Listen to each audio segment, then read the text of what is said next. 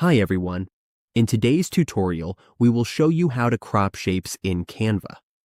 This is a helpful technique to adjust how images fit inside shapes and create cleaner, more customized designs.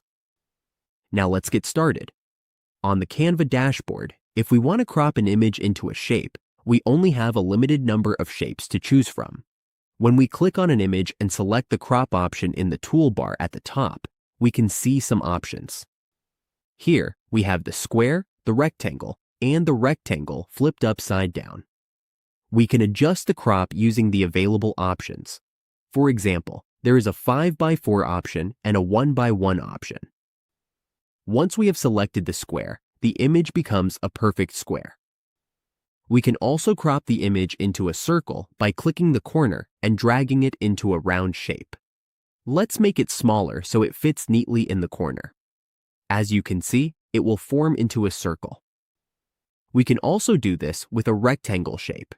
We crop the image again and then choose the rectangle option. Once we are done, we just need to click Done. That is how we can crop shapes in Canva. With these simple steps, we can control how our visuals appear and make our designs look more polished.